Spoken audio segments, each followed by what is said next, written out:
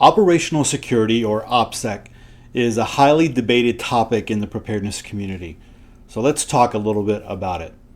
Hey, I'm Todd with Ready Your Future, and this is another episode in the 25 articles that every prepper should read. If you're interested in seeing all those articles, then you can click on the link below to get a PDF where you can click on every single one of them. All right, so let's go ahead and jump into this article here. So this one comes to us from Ready For It All, and unfortunately, it is a website that is no longer around. However, because I have the link, I'm able to go to the Wayback Machine and I'm able to pull it up for you.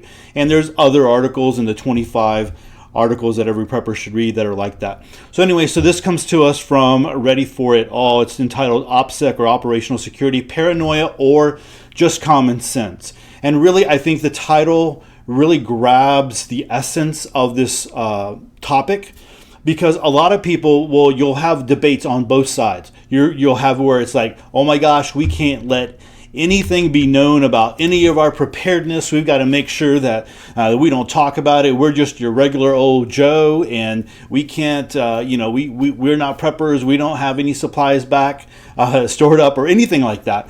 And then you have the other side. It's just like, man, I'm just going to open it up to everybody, let everybody know, and because it's good. People need to be prepared. I mean, how many of us talk about that?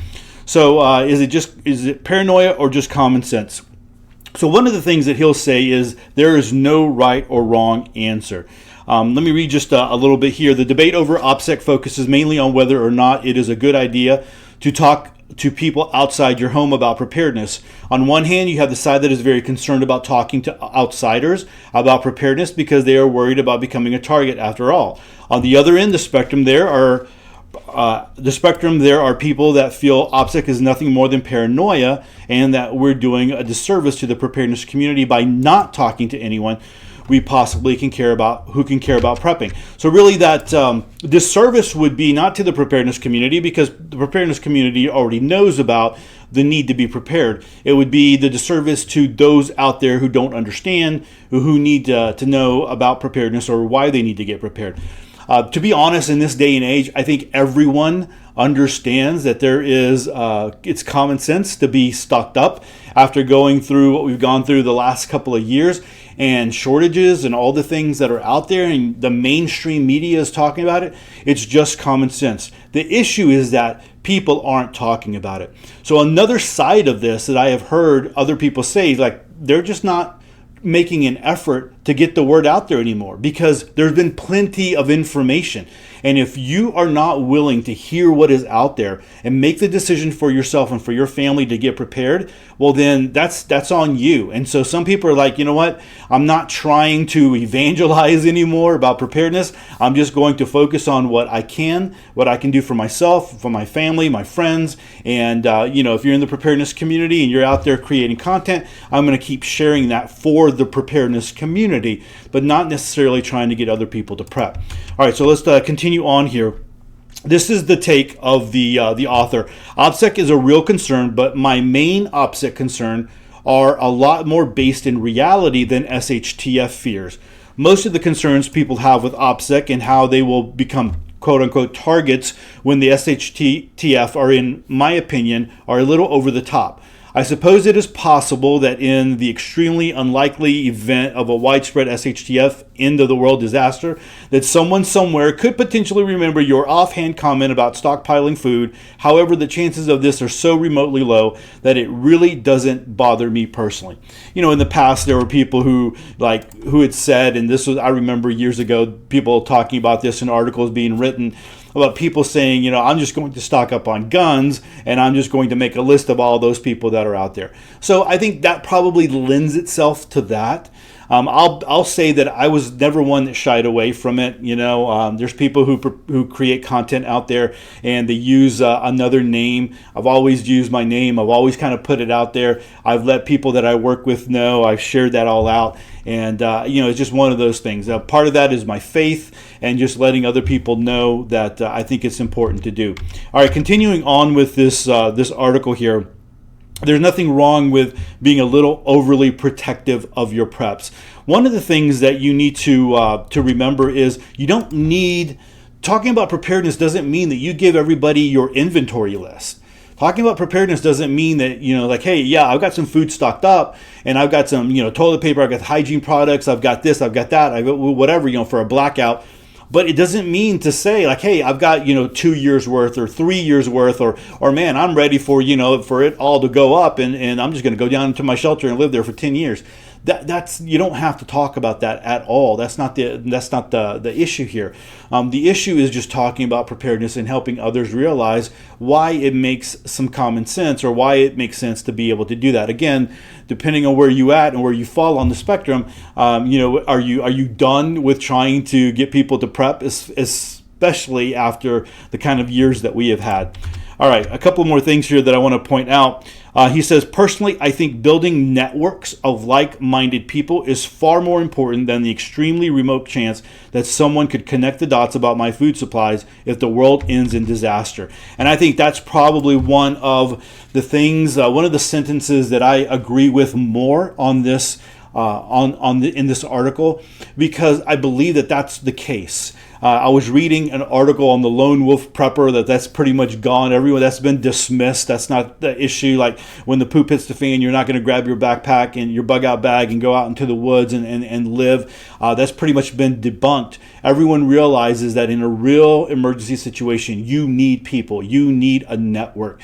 You need to be able to rely on people.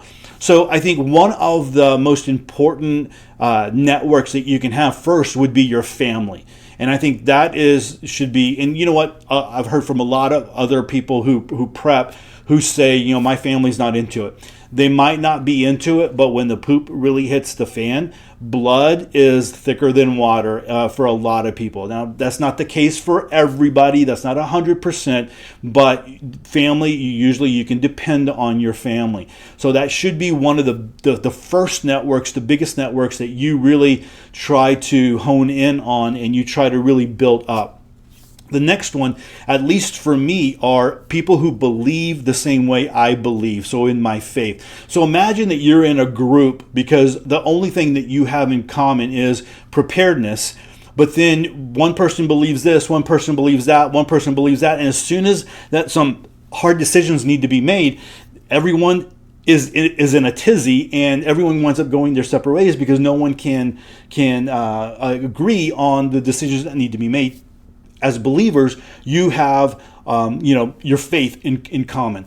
So that's one of the things that I believe would be really great to focus on. Those of you that are believers in your house of worship, you have a small group Bible study, or you have other church members and maybe young adults, singles, whatever it might be, older believers that y'all kind of hang out with that you can start to get to know. And really, you don't even really need to talk too much about preparedness.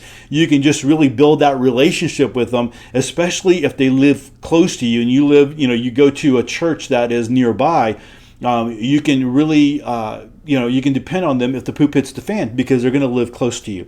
I believe in this so much that I created a Bible study on this. Is preparedness biblical? And basically, it starts out talking about preparedness, and I go through, it's about 6 weeks worth of lessons. And I really looked at it as a way where people could create a small group. And, small group resources, if you've ever looked at those, are pretty expensive. And so, you can go through like a 6-week course and it could cost a couple of $100s. And then everybody's got to buy the books and all that kind of stuff. Well, I created one for, really, really cheap. And the idea is to have a group, bring a group together, do a Bible study. Hey, I found this Bible study on, is preparedness biblical? Let's go through this. And in that 6-week course, it brings up a lot of common sense. Not only do I give you videos, but I give you, leader information, questions to ask, icebreakers. I really kind of lay it out, and you really don't even need to know a lot about preparedness. You just need to kind of follow along and ask those questions and have that discussion.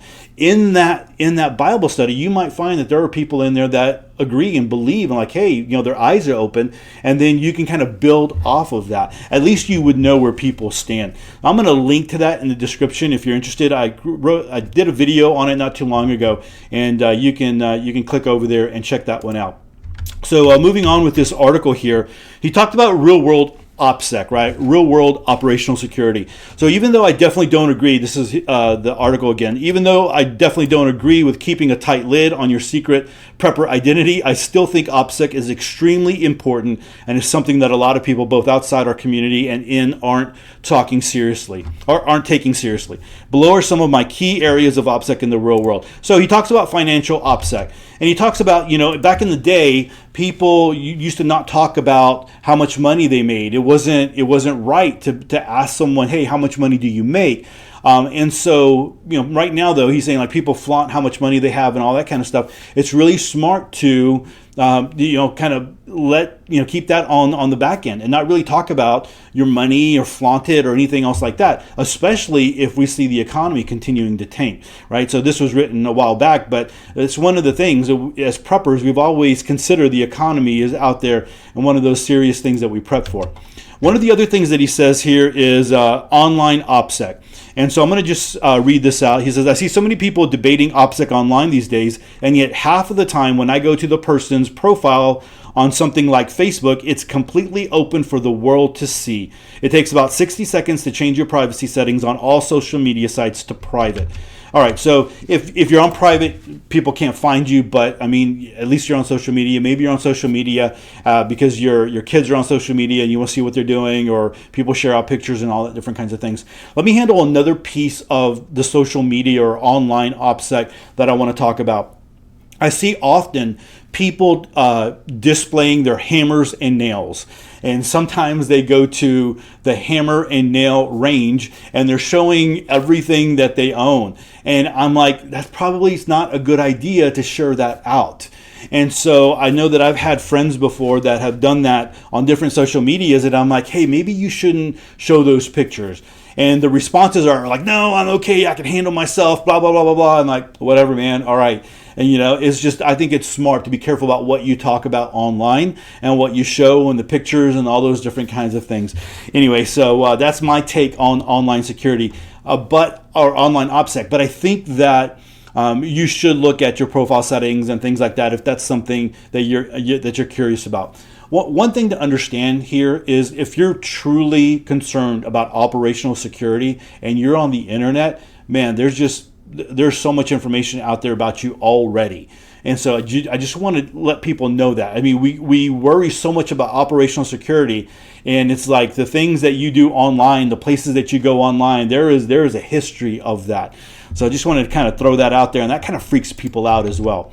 The last thing that he says is just home security OPSEC, and basically this is just taking care of your home and making sure that you're not advertising things that don't need to be advertised out there for people who are wanting to take advantage. One of the things too that he mentions is the decals on your car, right? Putting an NRA or putting your how many kids you have or the names of your kids, and I have like a big Rottweiler dog, or I don't have a dog, or all those different kinds of things on the back of your vehicle, and that's probably not smart to do that.